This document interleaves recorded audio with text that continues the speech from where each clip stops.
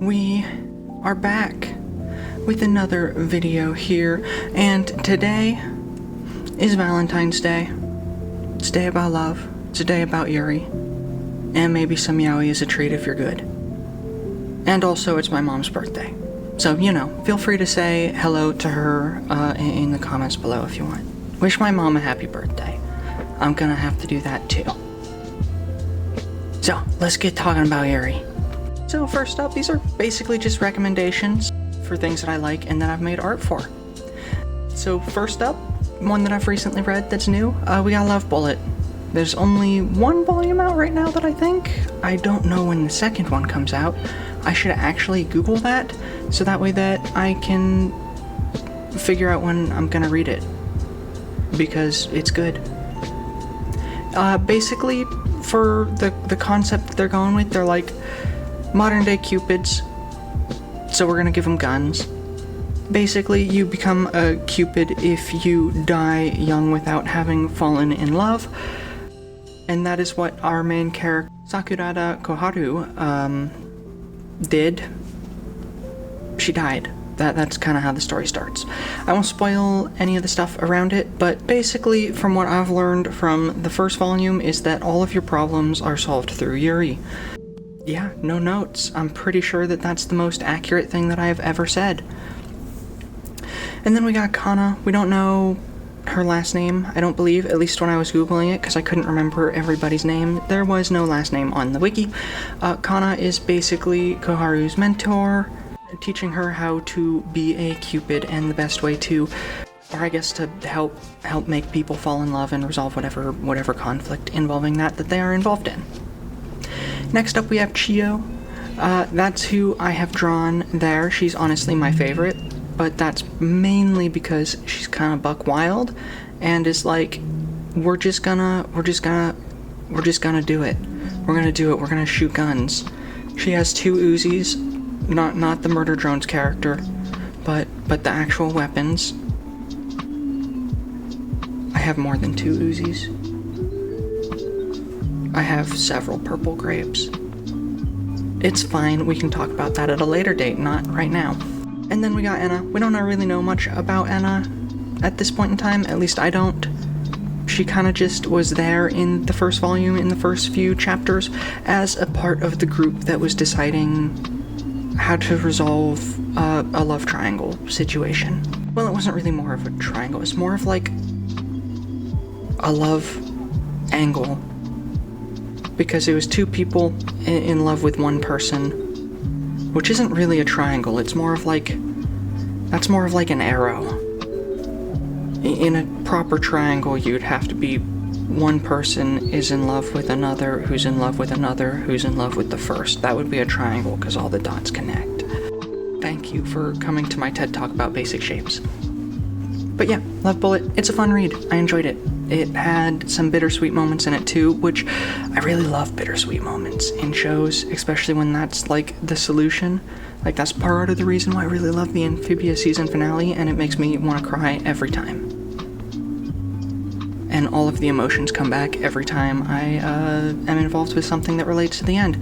Like the art book that came out a while ago. When I was reading through that, I was like, oh no, we're at the end. We're at the end and I'm feeling feelings. Also, I do gotta love ladies with guns. It's why I love the series RWBY. Too bad it hasn't really been continued with anything. I would love for it to either be rebooted by, I think, Viz Media, who is owning it. But maybe they'll never do that. Maybe they'll continue it with the next season. I say, knowing that it won't happen.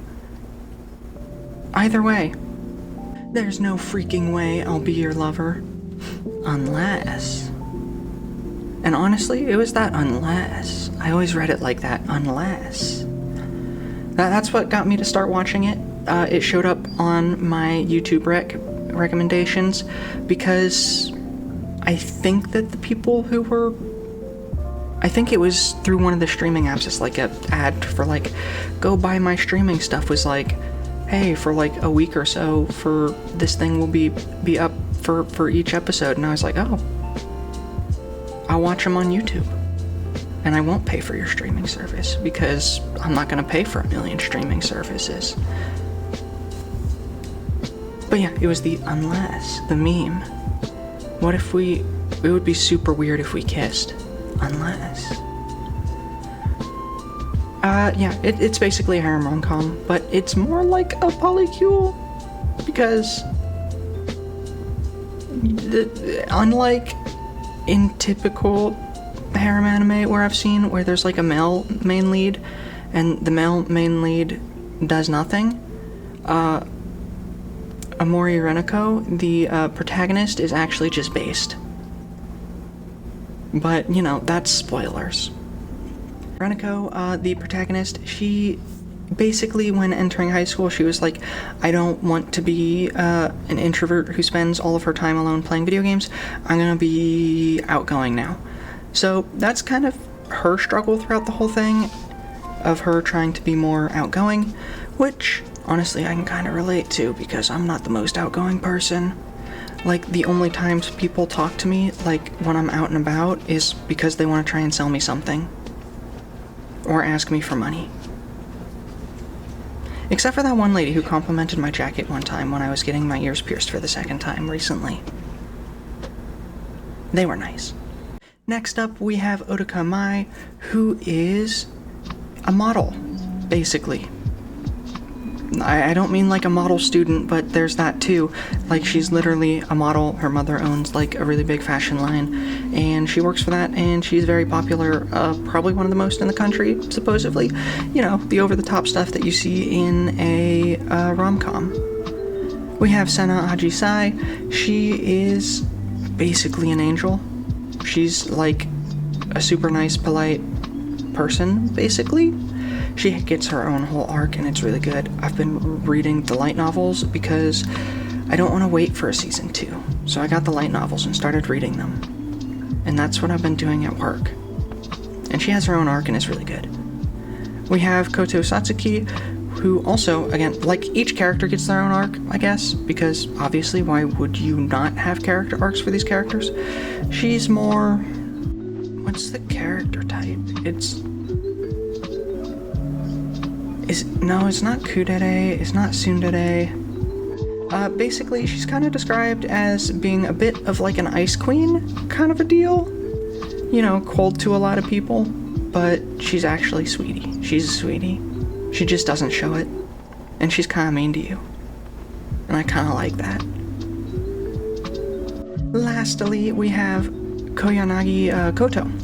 She is basically the little sister type, is kind of how it's been described. Very much so an energetic yapper. That there has been it. And like all of these characters has arcs. I don't want to spoil too much about them because learning about the characters is part of the fun. I have drawn fan art of this like once before. We have Otaka and we have Renako. With Otaka being her a pushy self, Otaka Mai. Also, I did have to Google most of their family names because I'm kind of bad with remembering names, especially when they're not like English names. So it takes a lot of effort to remember their names, and then I'm like, oh no, they have a whole nother name. And I had to Google it to make sure I got it right. Next recommendation. Bloom Into You. This was one of my first Yuri manga that I've ever read, if not the first. I can't remember whether it was the first or not, but it was one of them. And honestly, I think it was a good entry to Yuri manga. It's 8 volumes. It's like one of the few manga that I actually have all of the volumes for, because it takes a while for things to be released, because comics take time. They take a long time, believe it or not. So our protagonist is Koito Yu. She is basically a girl who has never fallen in love before, and is kind of like, but I want to know what it's like. Then we have Nanami Toko, who, again, is very similar Except, you know, she immediately is like, oh no, Koito Yu, I've fallen in love with you. And it's kind of about their whole relationship there. Then we got Saiki Sayaka, which is kind of the, I guess, the conflict, the love arrow, because it's not a triangle. I've already talked about triangles, love triangles. This isn't a triangle. It's a love arrow. A love L, because someone takes the L. Unless if you're Reniko. And then we got Maki Seiji. He's honestly a Arrow Ace character, very much so. That's not the terminology they use, but it's very much so. Like, this man is asexual and aromantic. Like, they basically describe it. There's like a definition. Like, if you look up a definition, it would be his views on romance. His views on romance are more of a, that's for me to watch. I'm not supposed to participate in. It's for other people. It's not for me. I don't want it. And, you know, sometimes when you're trying to remember character names because it's been a while, you're like, I'm not sure if the Google results have displayed correctly or not, like in which fashion. Because, of course, in Japan, they have the family name first and then the given name. While in America and I think European countries and that sorts of stuff, it's first name, last name. Like your given name, then your family name. So when a lot of articles and that sort of stuff are, or not articles, but Wikipedia pages or people are talking about it, they'll put their first name or their given name as their first name instead of their family name as their first name. And other times they won't. So there's not really a consistency, and I have to try and remember. Hopefully I did that. I guess call me out if I didn't. Next up, we got the Owl House. If you haven't heard of that, it's essentially an American isekai cartoon. It was unfortunately made by Disney, and Disney is awful and sucks. And they also treated the show really terribly by essentially saying, your season 3, you have to cut it down to 3 45-minute episodes. And you know, that really sucks. And everybody disliked that. And also Disney is doing awful things with Disney Plus with AI content. So, you know, that led the creator to being like, please pirate the show. That's not the actual words she used, but that was the sentiment. I've also done like a lot of fan art for this. I chose some of the most recent stuff I liked, and then also some of the first stuff when I was a younger artist, and I don't want to say bad because I liked them at the time, and also I don't want to come across as putting down inexperienced artists, but it was I was early in my art career and had not developed the skills as much as what I had now, which is one of the pictures that you got there. So our protagonist is Luz Noceda, and she basically has found herself in the Boiling Isles, which is a place. It's not your typical your typical fantasy land. Basically, it is a place of demons that live on essentially a giant corpse. You also got witches. The show really did say be gay, do witchcraft. Next up we have Amity Blight, who, that there is who Luce and Amity, that's the Yuri. Spoilers, they date. It's really good. I like it. It helped make me realize some things about myself. Like, oh man, I wish I was a lesbian. Spoilers, I have great news for you.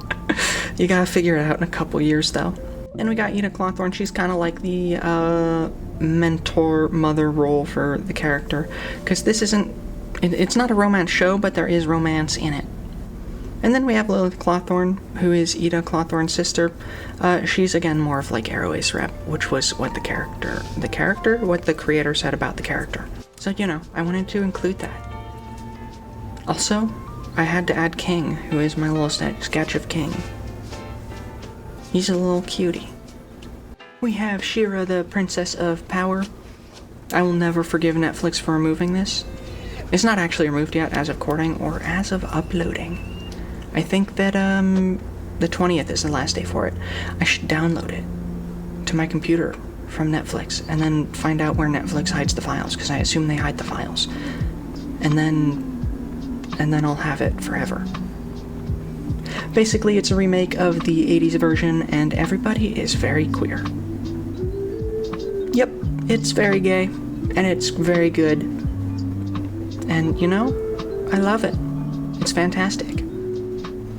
The people that I ship the most, where the good Yuri is Katra and Adora. Is kind of like a rivals to lovers thing. And, you know, I really do like that. It's really good. Also, the main conflict is between the Horde and the Rebellion, but the way that the Rebellion is described, it's like, it's literally a bunch of nations forming together to fight against the Horde, which is not a rebellion, because a rebellion is a people that have already been, like, conquered, that are rising up against them. So, you know, I really don't know why they called it a rebellion. I'm pretty sure they called it that in the original 80s the original 80s version of it. I haven't watched that version, but you know, it's weird to me. It feels like Resistance would be better, or like Coalition, but also that doesn't ride off like the Star Wars Rebellion hype from the original trilogy. What they tried to do with the sequel trilogy by making the Resistance, despite the fact that it should have just been, I think, two nations going up against each other. I'm getting distracted by Star Wars now. Bo also got gay dads. They're very wholesome. They're a very wholesome couple of guys. Now we have some ships that I enjoy. There's not really, they're not really like canon couples, but they are ships that I enjoy, so I'm talking about them because I want to. So we have Sasha and Arcee from Amphibia. It's a throuple. I've done plenty of Amphibia art before, and you know, I've already said this, I really like the show. And you know, my headcanon is that they become a throuple at some point after the show ends, because that's just what I like to hear.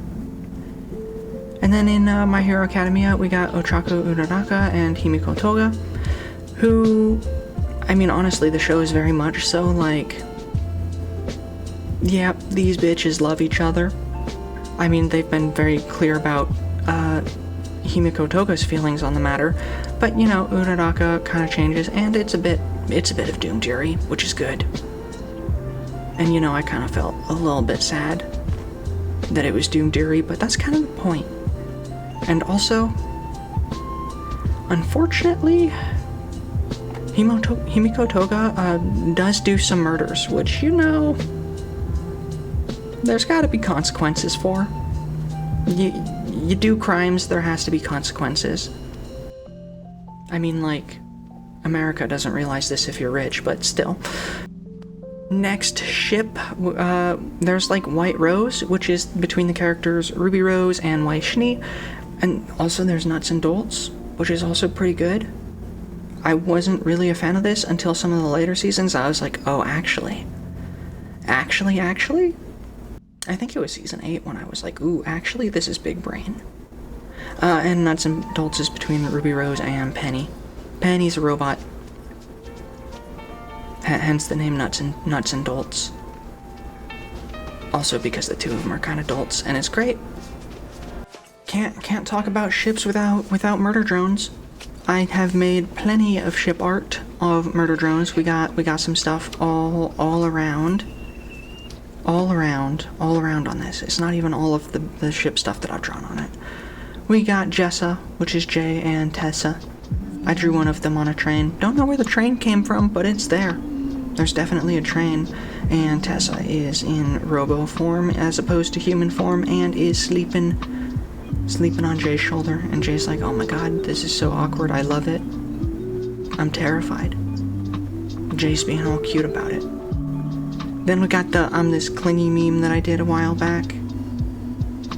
The art meme. Had to do some Lizzie with that. Lizzie? Vizzy. It's Vizzy. Vizzy's the ship name. Lizzie is the worker drone. V is the disassembly drone. And then we got Newsy, but N is trans. I don't really have much to say about that. Let me have my fun, okay? I'm allowed to have fun. We got some from the Sonic IDW collection as well. The biggest one would be Tangle and Whisper, which, I mean, I can read subtext.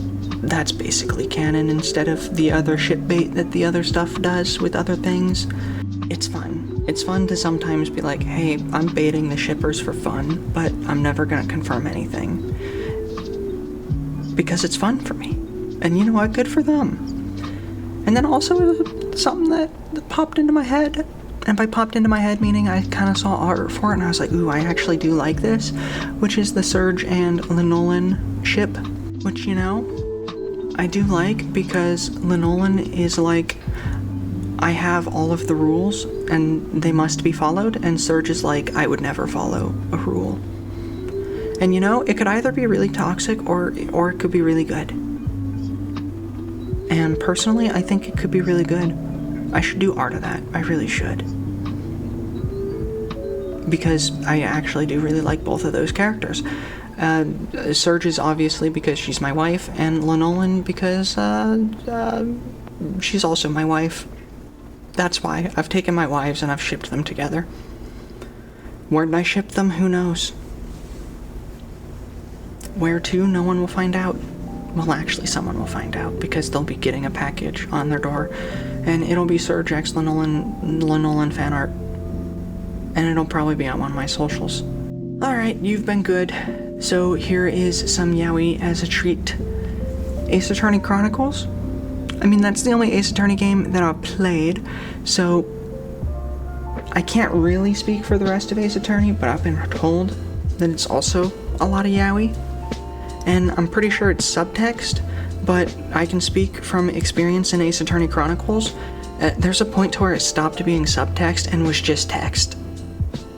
And it's like, wow, you're really just spilling your whole, Romeo and Juliet power scaling in the courtroom, huh? Alright, sure. You can do that. You can do that, Soseki and fuck-ass clown. That I want to hit with a bat. You can do that. That's fine. I don't really...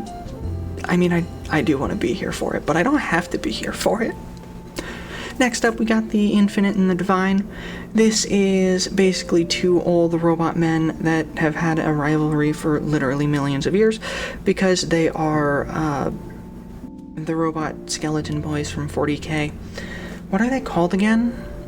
The Necrons. That's what they're called again. My brain was just leaving me. But honestly, if two men have a rivalry for, you know, more than 10 years, that's not a rivalry. That's toxic yaoi. They're so toxic to each other, but they love each other, and it's great. Honestly, it's what made the book for me, picking up on the subtext there. Don't worry. I can listen to the Infinite and Divine and understand the subtext. And next up, we have Naruto. And that's Sasuke and Naruto. Because personally, again, it's like the rivalry that lasts more than 10 years. Are you sure about that? Are you sure that you're just friends? Are you sure? Because, like, the people you married, you didn't have much interaction with. There was nothing really... Honestly, there was nothing really there for it. And honestly, Naruto and Sasuke have kissed several times. Like, canonically shown on screen. Have they done that with the people they actually married? Not in the original series.